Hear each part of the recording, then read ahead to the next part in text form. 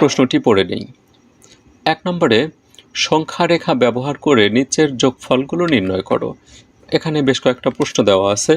যোগফল নির্ণয় করতে হবে সংখ্যা রেখার সাহায্যে। আমি চেষ্টা করব সবচেয়ে সহজ নিয়মে তোমাদের এই যোগফলটি করে দেবার জন্য। আশা করি একটা যদি ভালোভাবে দেখে নাও, বাকিগুলো নিজেরাই করতে পারবে। তো সমাধানের শুরুতে আমরা একটা সংখ্যা রেখা অঙ্কন করব। সংখ্যা রেখাতে কতগুলো মান রাখতে হবে সেটা নির্ভর করবে এই প্রশ্নের মানের উপরে। তো যোগ বা বিয়োগ করে কত দূর পর্যন্ত আমাদের যেতে হবে। তো এখানে তোমরা আগেই এই সাধারণ যোগগুলো করে নিবা যে সংখ্যা রেখায় আসলে কতগুলো ঘর লাগতে পারে। এখানে আছে হচ্ছে +9 আর এখানে প্লাস দিয়ে -6, তার মানে এখানে প্লাস মাইনাসে মাইনাস হবে, বিয়োগ করতে হবে। 9 থেকে 6 বিয়োগ দিলে 3 থাকবে। তার মানে এখানে একদিকে ধনাত্মক সংখ্যার দিকে যেতে হবে 9 ধাপ, আবার ঋণাত্মক সংখ্যার দিকে আসতে হবে 6 ধাপ। তো এইভাবে তোমরা ঘর সংখ্যা রেখায় নাম্বার বসাতে পারো। তো আমরা এখানে নাম্বারগুলো বসিয়ে নিলাম 0 থেকে এদিকে 10 পর্যন্ত আর এদিকে -10 পর্যন্ত। এখন সমাধানটা কিভাবে করব? এখানে আমি নিজ দিয়ে ব্যাখ্যা লিখছি আর উপরে কিভাবে কোথায় বিন্দু বসাবো সেটাও দেখিয়ে দিচ্ছি। প্রথমে সংখ্যা রেখার উপর 0 বিন্দু থেকে ডান দিকে 9 ধাপ অতিক্রম করব। তো এখানে ডান দিকে কখন যাব, বাম দিকে কখন যাব? যখন ধনাত্মক মান থাকবে, মানে প্লাস মান বা প্লাস ছাড়া সরাসরি কোনো সংখ্যা থাকবে, ওটাই হচ্ছে ধনাত্মক মান। ধনাত্মকের জন্য আমরা সংখ্যা রেখার ডান দিকে যাব, আর ঋণাত্মক মানে যেগুলোতে মাইনাস থাকবে সেগুলোর জন্য বাম দিকে আসব। তো এখানে 9 আছে, 9-এর জন্য আমরা এই 0 থেকে এখানে আসব। এই যে 0 থেকে এখানে চলে আসলাম। তারপর এখানে আছে -6, -6-এর জন্য কি করতে হবে? তারপরে 9 বিন্দু থেকে, যে 9 থেকে এখানে আমরা বিন্দু বসিয়ে নিলাম।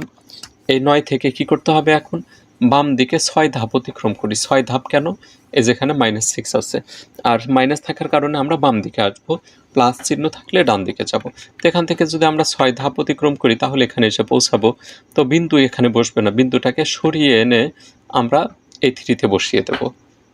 তাহলে আমরা উত্তর কত পাচ্ছি? তাহলে আমরা 3 বিন্দুতে পৌঁছালাম। এই যেখানে এসে পৌঁছাইছি, তার মানে আমাদের নির্ণয় যোগফল 3। একইভাবে এখন আমরা খ নংয়ের সমাধান করব। 5 + -11। তো প্রথমে সংখ্যা রেখা অঙ্কন করে নিলাম।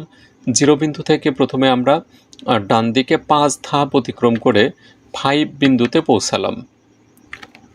এখন কি করতে হবে? 5 থেকে যেহেতু মাইনাস আছে, এই 5 থেকে আমরা 11 ধাপ বাম দিকে অতিক্রম করব। এখান থেকে 11 ধাপ বাম দিকে গেলে আমরা -6-এ এসে পৌঁছাই। এখানে এসে বিন্দুটা স্থাপন করে দিলাম। তাহলে আমরা -6 বিন্দুতে পৌঁছালাম। অতএব নির্ণয় যোগফল -6। পরের প্রশ্নের সমাধান একই নিয়ম।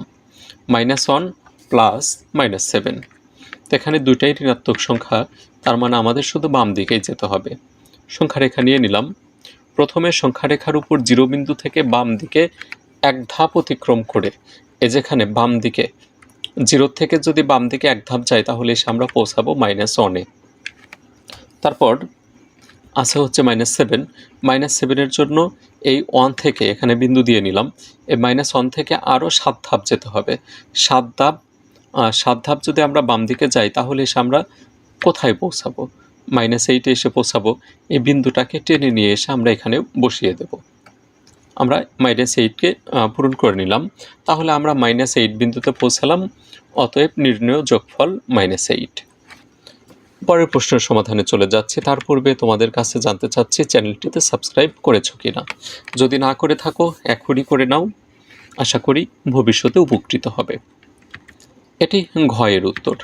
সংখ্যা রেখা অঙ্কন করে নিলাম, নাম্বার বসিয়ে নিলাম -5। তাহলে 0 থেকে আমরা প্রথমে বাম দিকে 5 ধাপ অতিক্রম করে -5 বিন্দুতে এসে পৌঁছালাম। এখন এখান থেকে আবার আমাদের যেতে হবে ডান দিকে। -5 বিন্দু থেকে ডান দিকে যাব হচ্ছে 10 ধাপ। 10 ধাপ অতিক্রম করলে আমরা এসে পৌঁছাবো কোথায়?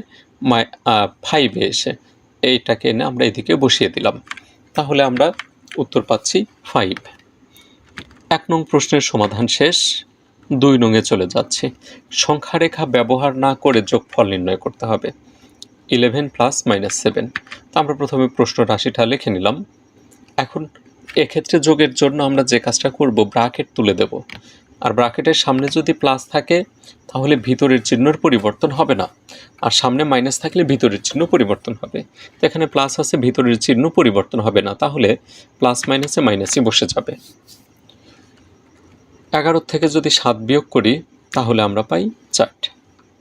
পরের প্রশ্ন, -13 আর হচ্ছে প্লাস 18। তো এক্ষেত্রে আমরা কি করব, প্রথমে ব্রাকেট তুলে দেব। ব্রাকেট তুলে দিলে এখানে -13 থাকবে, আর এখানে প্লাস প্লাসে ওই প্লাসই হয়। 18 থেকে যদি 13 বিয়োগ করি থাকবে হচ্ছে 5। এটি ক্ষয়ের উত্তর। গ নম্বরেও এই একই ধরনের প্রশ্ন, -10 প্লাস 19। তো এখানে প্লাস প্লাসে প্লাস হয়, 19 আর 10 বিয়োগ করতে হবে, কারণ এটা বিয়োগ আর এটা আছে যোগ। একই চিহ্ন থাকলে আমরা যোগ করব, সেটা ধনাত্মক চিহ্ন থাকতে পারে, ঋণাত্মকও থাকতে পারে। আর ভিন্ন চিহ্ন থাকলেই বিয়োগ করব। বিয়োগ করে বড়র আগের যে চিহ্ন সেই চিহ্নটাই বসাবো। 19 থেকে 10 বাদ দিলে 9 থাকবে। পরের প্রশ্নের সমাধানে চলে যাচ্ছে। এখানে আমরা 3টা পদ দেখতে পাচ্ছি। প্রথমে এই ব্রাকেটগুলো তুলে দেই। ভিতরে মাইনাস আছে আর সামনে দিয়ে প্লাস, এজন্যে ভিতরের মাইনাসটাই থেকে গেল। -1, -2, -3। দেখো একই চিহ্ন আর 3টা চিহ্নই ঋণাত্মক, তাহলে 3টা মানই যোগ করতে হবে। 1, 2 আর 3 যোগ দিলে আমরা পাবো 6, আর এটা ঋণাত্মক সংখ্যার যোগ, এর জন্য হবে -6। তারপরের প্রশ্ন আমরা লিখে নিই। এটার সামনে প্লাস চিহ্ন, ব্রাকেট উঠিয়ে দিলে ভিতরে মাইনাস আছে, ওই মাইনাসটাই বসবে। এখানে +8 আর এখানে প্লাস মাইনাসে মাইনাস হবে। দেখো এখানে কিছু সংখ্যা ধনাত্মক আর একটা ঋণাত্মক, কিছু ঋণাত্মক একটা হচ্ছে ধনাত্মক। তো আমরা -2 আর -4 এই দুটাকে একত্রে যোগ করব। যোগ করলে হবে -6, আর 8 থেকে 6 বাদ দিলে থাকবে হচ্ছে 2। এর সাথে আমাদের 2 নং প্রশ্নের সমাধান শেষ হলো। এখন আমরা 3 নংয়ের সমাধানে চলে যাচ্ছি। যোগ করতে হবে। এখানে যোগ চিহ্ন দেওয়া নেই, এবং ব্যবহার করা হয়েছে। এই এবং এর পরিবর্তে আমরা সমাধানের শুরুতে যোগ দিয়ে নেব। এখন ব্রাকেট তুলে দিই। প্লাস মাইনাসে এখানে মাইনাস হবে। 137 থেকে 35 বাদ দিলে 102 হয়। তোমরা এই যোগ বিয়োগগুলো অনায়াসেই করতে পারবে, তেমন জটিলতার এখানে আমরা কিছু দেখতে পাচ্ছি না। 52 এবং 52, এখানে -52 মানে ঋণাত্মকের 52, আর এদিকে ধনাত্মকের 52 যোগ করতে হবে। তো আমরা এবং এর পরিবর্তে যোগ চিহ্ন দিয়ে নিলাম। 52 থেকে 52 বিয়োগ, এই মাইনাসেরটাকে পরে লিখেছি আর প্লাসেরটাকে আগে লিখেছি। 52 থেকে 52 বিয়োগ দিলে 0 হয়।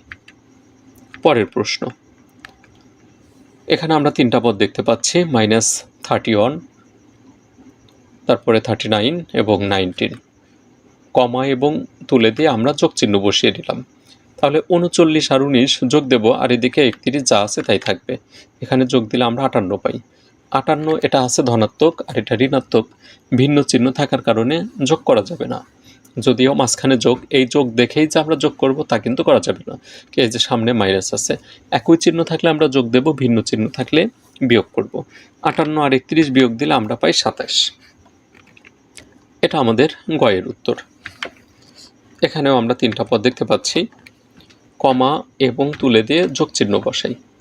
-50, এখানে বসবে হচ্ছে -200, আর এখানে +300। দেখো এখানে -50 আর এখানে -200, এই দুটো মান যোগ দিলে হবে 250, আর এদিকে প্লাস হচ্ছে 300, বিয়োগ করলে আমরা পাবো 50। এটি ঘয়ের উত্তর। 4 নং প্রশ্নের সমাধানে চলে যাচ্ছি। এখানে আমরা যোগফল নির্ণয় করব, চিহ্ন দেওয়াই আছে। প্রথমে আমরা ব্রাকেট তুলে দেব, ব্রাকেট না তুলে দিলেও হবে। এখানে দেখো ঋণাত্মক সংখ্যা দুটো আগে যোগ করি। -9 তার সাথে যোগ হবে -7। -7 আর -9 যোগ দিলে আমরা পাই -16। 4 আর 16 যোগ দিলে হবে হচ্ছে +20। +20 -16, তাহলে ভিন্ন চিহ্ন। একই চিহ্ন হলে যোগ দেব, ভিন্ন চিহ্ন থাকলে বিয়োগ দেব। 20 থেকে 16 বাদ যাবে, থাকবে হচ্ছে 4।